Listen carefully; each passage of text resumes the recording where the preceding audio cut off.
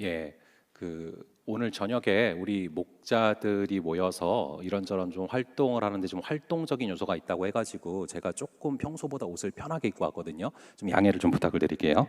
자, 오늘은 우리가 이 열왕기 상의 말씀 가운데 이 3장을 함께 살펴봅니다. 이 열왕기 3장은 굳이 크리스찬들만 아니라 세상 사람들에게도 굉장히 유명한 그런 장이죠.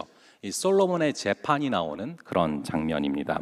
이전에 SBS 방송 프로그램 중에 이 솔로몬의 선택이란 그런 제목의 그런 프로도 있었거든요. 그만큼 믿는 사람, 믿지 않는 사람 떠나서 굉장히 유명한 사람이 솔로몬이고, 그런 솔로몬의 지혜와 그리고 솔로몬의 재판이 나오는 장이 바로 오늘 이 본문 3장입니다. 우리는 여기서 다시금 성경은 역사를 배경으로 쓰여지고 있는 책이다라는 사실에 좀 주목을 하셔야 됩니다. 이 솔로몬은 이스라엘 왕국의 제3대 왕으로서 BC 971년부터 BC 931년까지 이스라엘 왕국을 다스린 실제 있었던 왕입니다. 이처럼 솔로몬이 역사 속에서 실제했던 그런 인물이고, 그 솔로몬의 지혜가 이스라엘 주변 나라들에도 소문이 났기 때문에 이방인 중에도 솔로몬을 아는 사람이 많았던 거죠. 그래서 지금도 안 믿는 사람들 가운데 솔로몬을 아는 사람이 많은 것입니다. 그렇게 성경이 역사다라는 사실에 주목을 하셔야 되고요.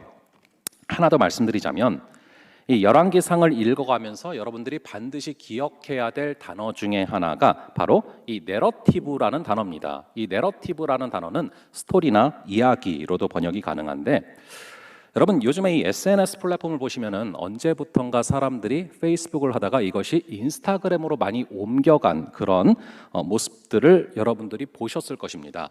여러분 왜 그런지 생각을 해보신 적이 혹시 있습니까?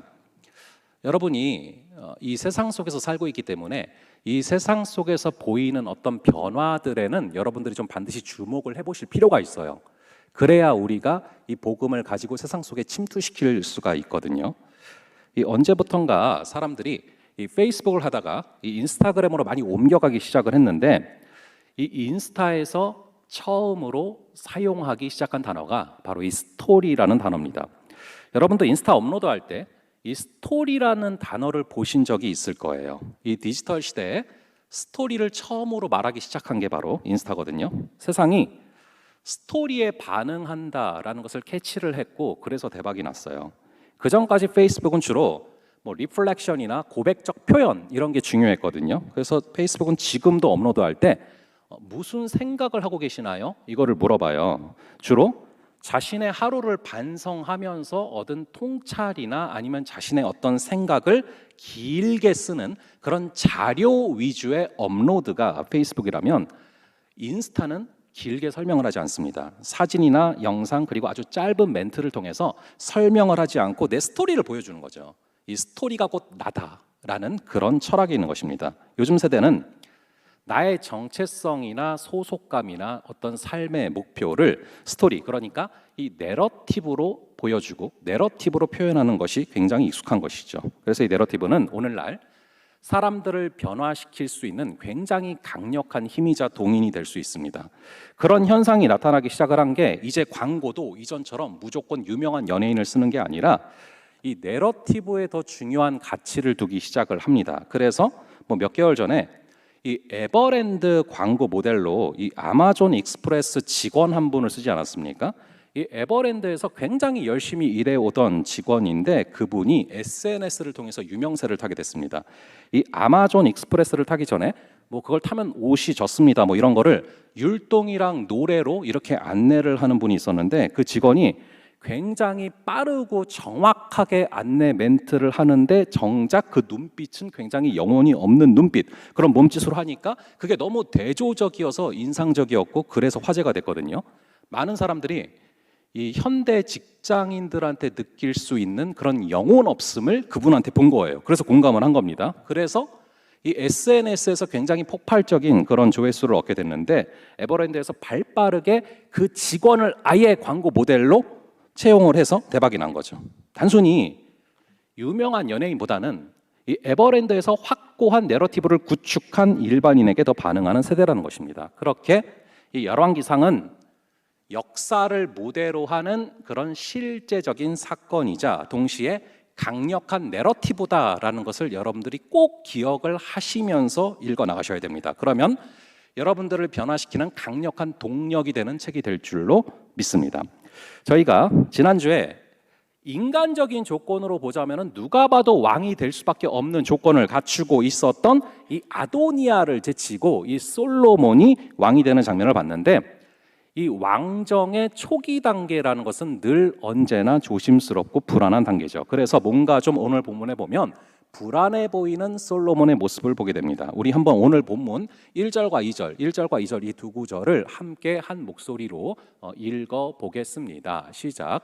솔로몬이 애굽의 왕 바로와 더불어 혼인 관계를 맺어 그의 딸을 맞이하고 다윗성에 데려다가 두고 자기의 왕궁과 여호와의 성전과 예루살렘 주위의 성의 공사가 끝나기를 기다리니라. 그때까지 여호와의 이름을 위하여 성전을 아직 건축하지 아니하였으므로 백성들이 산당에서 제사하며. 자, 솔로몬이 애굽 왕 바로의 딸, 즉 이방인의 딸과 혼인 관계를 시작하면서 정치를 시작하는데, 앞으로 이후에도 700명의 후궁을 들이게 됩니다. 대부분 정략적인 결혼입니다. 그러니까 이 나라의 안전을 위해서 전략적으로 정략 결혼을 했다라는 것이죠. 결국 이것이 나중에 솔로몬이 타락하게 되는 결정적인 원인이 됩니다. 그러니까 우리가 뭔가를 시작할 때 어떤 것들을 깊이 생각하지 않고 그냥 하면은 그것들이 당장엔 모르지만 나중에 가서 엄청나게 큰 화를 초래하게 되는 원인이 된다는 거죠. 우리 한번 3절 말씀 볼게요. 오늘 본문 3절의 말씀을 함께 읽어보겠습니다. 시작. 솔로몬이 여호와를 사랑하고 그의 아버지 다윗의 법도를 행하였으나 산당에서 제사하며 분향하더라. 자, 솔로몬이 여호와를 사랑하고 그의 아버지의 길을 따라 행하였으나 그럼에도 불구하고 산당에서 제사했다라고 나옵니다. 이 산당에서 제사한 게 또 문제입니다. 이 산당을 요즘식으로 표현하자면 교회에 와서 하나님이 정하신 제도에 의해서 세워진 목사님의 주도하에 예배를 드리는 게 아니라, 예를 들어볼게요. 어떤 한 유명 가수가 자신이 성령을 받았다라고 말을 하면서 이제 우리 집에서 예배를 드리자 말하면서 목회자 없이 아무나 예배를 인도하면서 막 집에서 그냥 예배를 드렸다, 이런 뜻입니다. 그러니까 목장 모임을 집에서 하는 걸 말하는 게 아니라, 가정 예배를 집에서 드리는 걸 말하는 게 아니라, 이 오부 대예배를, 이 청년 예배를 목회자가 아닌 사람이 오늘은 하나님이 나에게 말씀하시는 것 같으니까 그냥 우리 집 와서 예배를 드리자 하면서 청년 예배를 마음대로 집에서 드렸다. 그게 바로 산당이라는 것입니다. 이 산당은 의외로 구약에 많이 나오는데, 산당은 일종의 야매라고 볼 수 있습니다. 몸이 아프면 정통적으로 코스를 밟은 의사에게 가서 진료를 받고 그 의사한테 치료를 받아야 되는데, 그렇게 하지 않고 그냥 뭐 저 사람도 싸게 잘 고쳐 이러면서 아무한테나 가서 진료를 받았다는 거죠. 자, 백성들은 몰라서 그럴 수 있다 칩시다. 하지만 3절에 보면 솔로몬은 왕이죠. 그런데 여호와를 사랑했지만 그럼에도 불구하고 산당에서 예배를 드렸더라. 이게 문제다라고 지금 말하는 것입니다. 솔로몬은 왕이지만 백성들이랑 똑같이 정식으로 예배를 드리지 않았다라는 거죠. 여러분, 레위기를 보시고 모세 오경을 보시면 하나님께 제사할 때는 반드시 언약궤가 있는 지성소에서 예배를 드려야 된다라는 것을 너무나 중요하게 말씀하십니다. 우리가 하나님, 우리가 예배를 드리는데 어떻게 드리든지 그냥 받으세요라고 나아가면 큰일 나요. 우리는 예배를 그렇게 드릴 수 있는 존재가 아닙니다. 거룩하신 하나님께서 거룩하지 않은 우리의 예배를 받아주시는데, 그것은 정말 기적 같은 일이고 영광스러운 일이고 우리에게는 황송한 일이에요. 그래서 우리는 두려움과 떨림으로 하나님이 정하신 방식대로 예배를 드려야 되는 것입니다. 레위기에 번제, 소제, 화목제, 속제제, 속건제 자세하게 예배 방식을 기술하시고 하나님의 언약궤가 있는, 즉 말씀이 있는 지성소에서 예배를 드리는 것을 너무나 중요하게 말씀하시거든요. 여러분, 다윗이 언약궤가 돌아오던 날 왜 그렇게 기뻐하면서 옷이 벗겨질 때까지 춤을 추면서 기뻐했는지 아십니까? 이제는 하나님의 언약궤가 돌아와서, 이제는 말씀이 돌아와서, 이제는 주께서 기뻐 받으시는 예배를 드릴 수 있게 돼서 그렇게 기뻐했던 거예요. 그런데 오늘 본문에서는 반드시 예배 드려야 될 때 있어야 되는 언약궤가 어디 있습니까? 한번 우리 3장 15절, 오늘 본문 3장에 나오는 3장 15절의 말씀을 함께 읽어보겠습니다. 시작.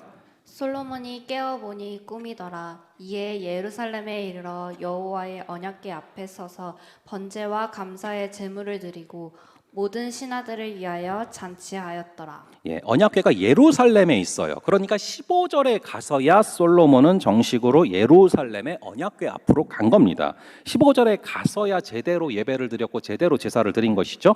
그러면 역으로 14절까지는 제대로 예배를 드리지 않았다. 산당에서 의미로 마음대로 드렸다는 겁니다. 우리 다시 한번 오늘 본문 3절과 4절, 오늘 본문 3절과 4절 이 두 구절의 말씀을 함께 한 목소리로 읽어 보겠습니다. 시작. 솔로몬이 여호와를 사랑하고 그의 아버지 다윗의 법도를 행하였으나 산당에서 제사하며 분향하더라. 이에 왕이 제사하러 기브온으로 가니 거기는 산당이 큼이라.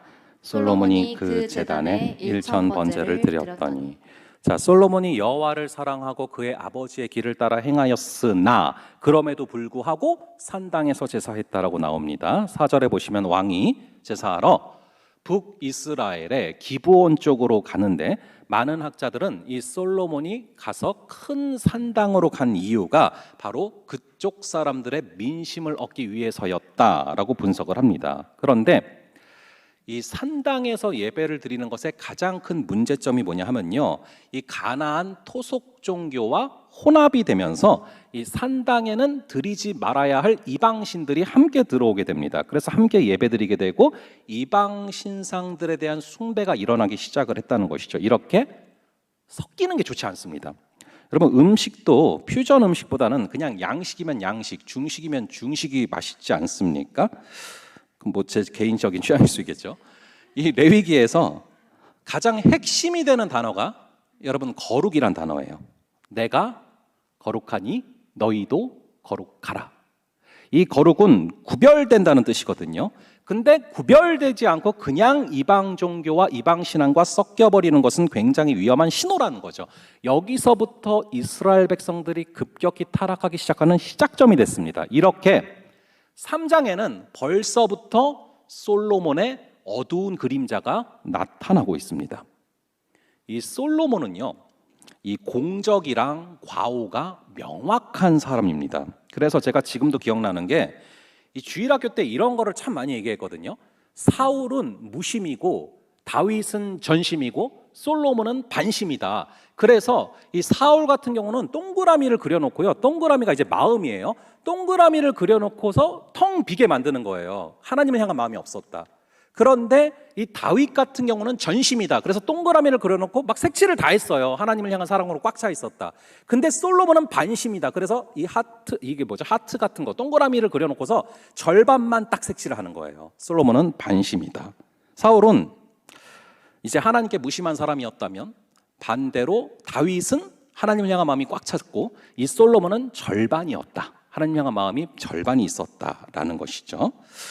물론 이제 그래서 지금까지 살펴본 것처럼 이 왕정 초기 단계에서 굉장히 불안해 보이는 그런 행보가 있지만 또 반대로 또 절반 정도는 또 왕정 초반이기 때문에 불안해서 겸손하게 하나님께 매달린 그런 모습도 오늘 본문에서 또 함께 기록되고 있어요.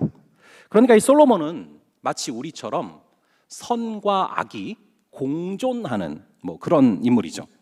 선을 행하기를 원하는 나에게 악이 함께 있도다 말했던 바울처럼 악도 있지만 선도 공존하는 사람이 바로 이 솔로몬입니다. 그래서 어쩌면 우리가 깨달을 수 있는 게 정말 많은 사람이 바로 이 솔로몬이에요. 내면에서 선과 악이 치열하게 싸우고 있는 모습이 우리와 정말 흡사하거든요.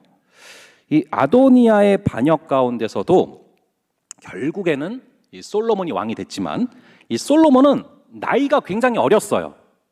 이 다윗이 낳은 아들을 총 19명으로 추정을 합니다. 그 중에 가장 마지막에 들어온 밧세바라는 여인에게서 가장 마지막에 태어난 것이 바로 이 솔로몬이에요. 그리고 이 솔로몬이 나이가 30살쯤 됐을 때 30살의 왕이 되거든요.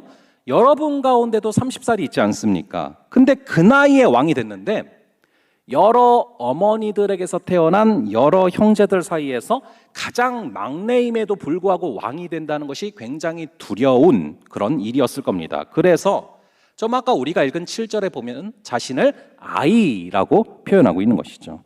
그렇게 두려웠기 때문에 하나님께 기도하면서 또 출발하는 모습도 함께 기록되고 있는데, 우리 한번 4절의 말씀을 함께 읽어볼게요. 4절의 말씀을 함께 읽어보겠습니다. 시작. 이에 왕이 제사하러 기브온으로 가니 거기는 산당이 큼이라. 솔로몬이 그 제단에 1000번제를 드렸더니. 자, 4절에 보니까 1000번제를 드렸다라고 되어 있는데요. 하나님께서는 이 솔로몬의 1000번제를 받으셨고, 그리고 거기에 감동하셔서 뭘 원하냐라고 물어보시죠. 여기서 1000번제라는 단어가 나오는데 이게 굉장히 많은 오해를 받고 있는 구절입니다.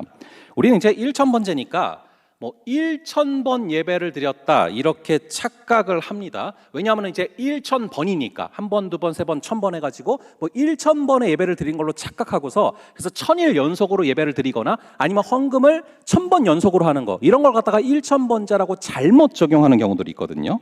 근데 여기서 1000번제는 1000번을 제사한 걸 말하는 게 아닙니다. 1000 뛰고 번제. 그러니까 1000마리를 번제로 드렸다라는 것을 말하고 있는 내용입니다. 물론 1000마리를 번제로 드리려면 꽤 오래 걸렸겠죠. 그렇다고 해서 이게 1000일 동안 드릴 양은 절대 안 됩니다. 자, 그렇게 1000마리의 번제를 드리는데 중요한 것은 이 1000번제를 드린 이유예요. 이 솔로몬은 왜 1000번제를 드렸을까요? 이 1000번제를 드림으로 말미암아 하나님을 감동시켜서 자신이 원하는 것을 얻어내려고 그런 것입니까? 그게 아니죠. 솔로몬은 자신이 받은 하나님의 사랑에 감격해서 그 1000번제를 드린 거예요. 여디디야, 즉 하나님이 사랑하시는 자다라는 이름을 직접 지어주시고 자격 없는 자신을 왕 위에 오르게 하신 그분이 하나님이심을 알았기 때문이죠. 이 솔로몬은 자신이 서열상으로도 왕이 될 사람이 아니고 심지어 밧세바라는 여인에게서 태어난 자식임에도 불구하고 그럼에도 솔로몬이 왕이 됐다라는 것은 하나님이 특별히 나를 사랑하셔서 그렇게 왕이 됐다라는 것을 알아서 하나님께 빚진 마음이 있는 거죠.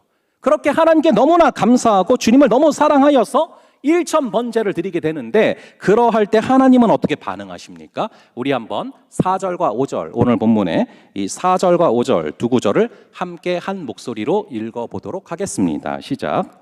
이에 왕이 제사하러 기브온으로 가니 거기는 산당이 큼이라. 솔로몬이 그 제단에 1000번제를 드렸더니 기브온에서 밤에 여호와께서 솔로몬의 꿈에 나타나시니라. 하나님이 이르시되 내가 내게 무엇을 줄고 너는 구하라. 자, 놀랍게도 하나님께서 나타나셔서 내가 너에게 무엇을 줄까, 무엇을 해주기를 원하니? 라고 물어보십니다. 내가 정말로 원하는 게 무엇인가? 너가 정말로 원하는 게 뭐니? 우리는 이 질문을 받았을 때 이 질문에 답변을 할 수 있는 준비가 되어 있어야 돼요.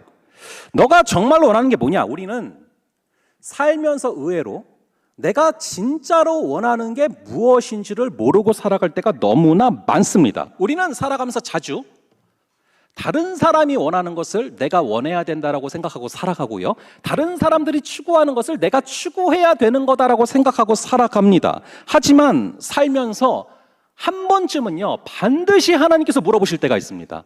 네가 진짜로 원하는 게 뭐냐? 그때 하나님께 내가 정말로 원하는 게 무엇인지를 답변 드릴 수 있어야 돼요.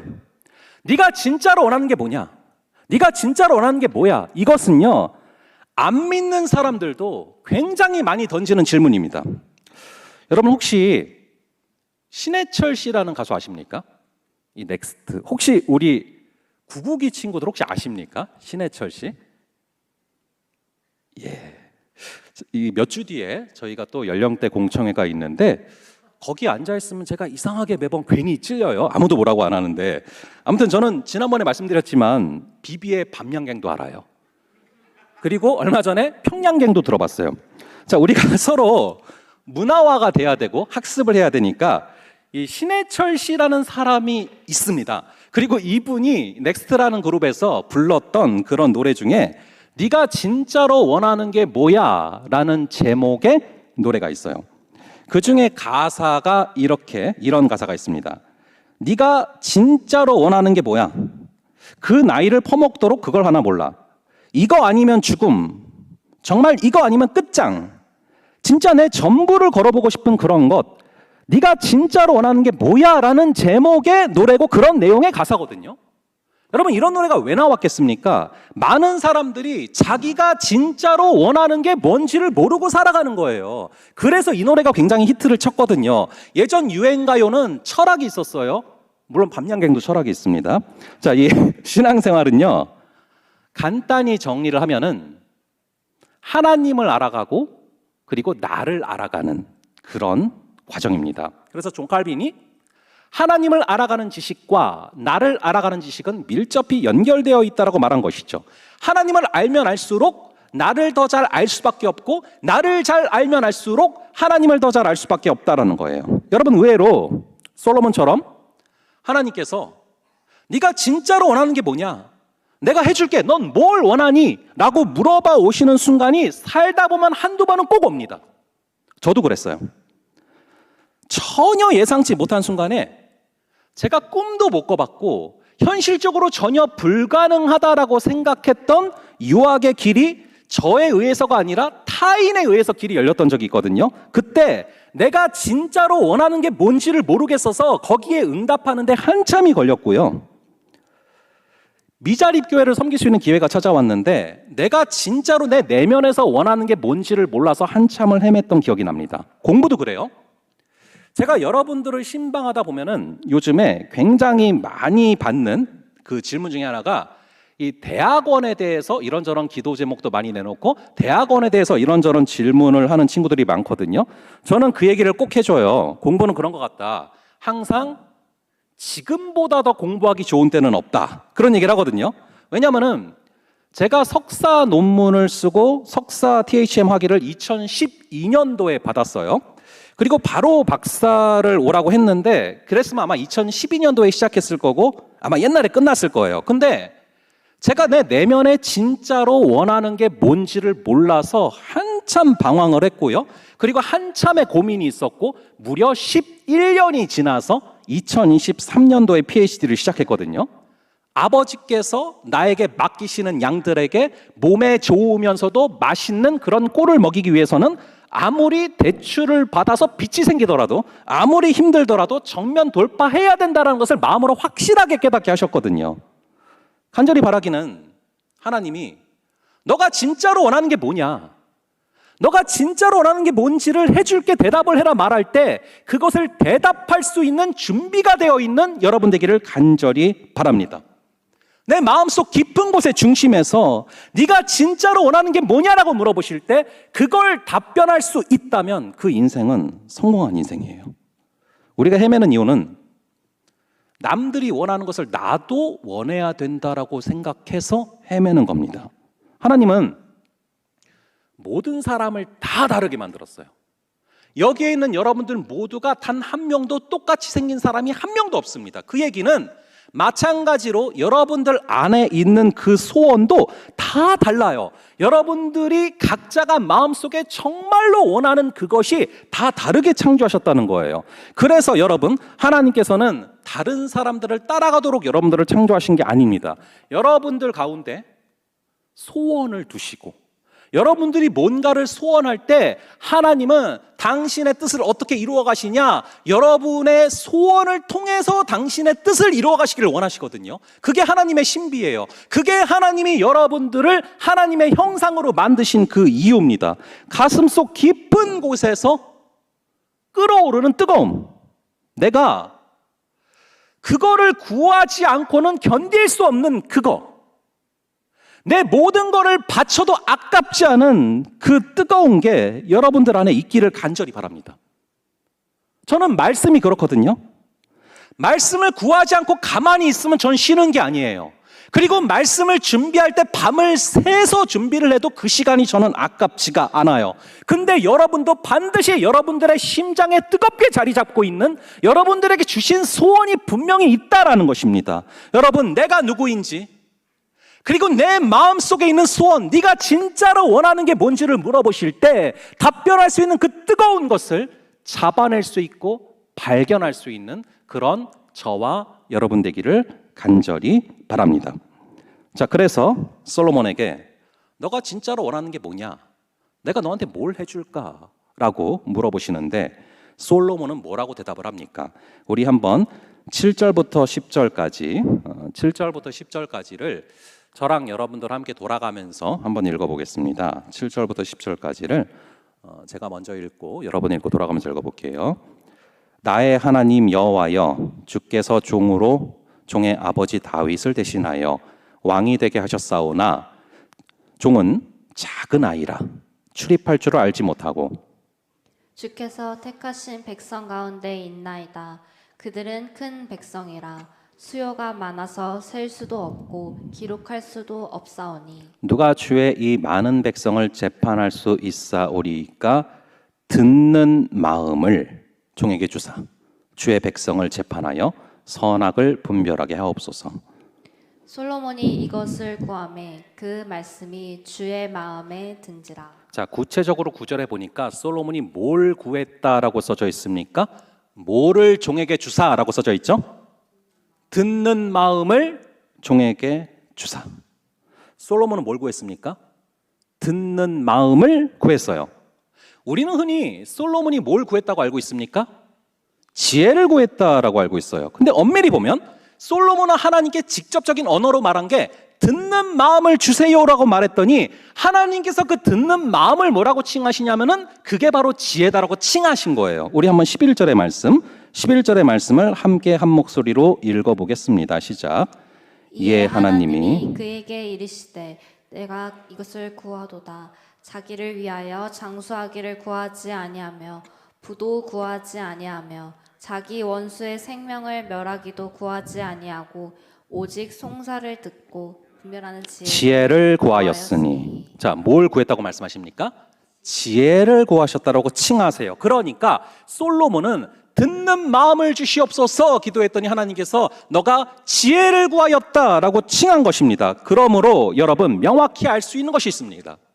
지혜는 무엇입니까? 듣는 마음이에요. 여러분, 말을 먼저 많이 하기 전에 들어야 돼요. 쉐마 이스라엘, 들어라 이스라엘. 우리는 내가 하고 싶은 말만 하지 상대방의 말을 경청하지를 않아요. 그러면은 아무리 지식이 많을지라도 지혜를 얻을 수 없고 어리석은 길로 걸어가게 된다는 것입니다.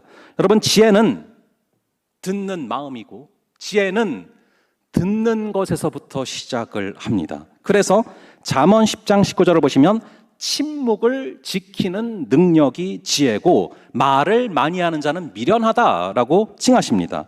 듣는 마음을 주시옵소서라고 기도하면서 우리가 듣는 마음을 주시옵소서 기도하면서 주님의 말씀을 경청할 수 있는 그런 저와 여러분 되기를 간절히 바랍니다. 특별히 여러분들이 듣는 마음을 주시옵소서라고 기도할 때 여러분들이 만나는 친구들, 만나는 영혼들, 그 영혼들을 만날 때도 여러분들이 동일하게 이 듣는 마음을 주시옵소서 기도하면서 단순히 대화를 넘어서서 내가 만나는 그 사람의 그 마음속 깊은 곳에 있는 아픔이 무엇이고 그 지체가 왜 그 말을 하는지를 여러분들이 들어야 돼요. 여러분, 이것을 갖다가 이 경청의 최고 단계를 맥락적 경청이라고 합니다. 여러분들 새가족분들이 올라오실 때 항상 저희 공동체에서 이야기하는 게 있어요. 두 가지를 여러분들부터 전해져 오던 겁니다. 이전부터 두 가지를 항상 얘기해요. 하나는 절대 비밀과 두 번째가 절대 경청입니다. 그런데 여러분, 경청 중에서 최고의 단계를 맥락적 경청이라고 합니다. 이것은 말을 하지 않은 것까지 들을 수 있는 그런 경청법이에요. 말 자체가 아니라 상대방이 어떤 말을 할 때 그 말이 나오게 된 맥락이 무엇인지, 즉 말하는 사람의 의도와 감정과 배경까지 헤아리면서 들어야 됩니다. 그럴 때 부어지는 것이 무엇이냐? 그럴 때 분별력이 부어짐을 믿으시기 바랍니다. 여기서 듣는 마음이 영어로 discerning heart라고 써져 있습니다. 이 듣는 마음을 주실 때 우리는 지혜를 얻게 되고 그 지혜로 말미암아서 분별할 수 있는 힘이 부어진다라는 것입니다. 그러면 누가 듣는 마음을 구합니까? 누가 지혜를 구합니까? 겸손한 자가 듣는 거예요. 교만한 자는 말을 합니다. 하지만 겸손한 자는 듣습니다. 그리고 겸손한 자는 지혜를 구하게 됩니다. 주님, 저는 아이오니 주여 듣는 마음을 허락하여 주시옵소서. 우리가 기도하며 나아갈 때 우리 주님께서 지혜를 주시고 분별할 수 있는 마음의 힘을 허락하여 주실 줄을 믿으며 걸어가는 그런 귀한 한 주 되시기를 간절히 바랍니다.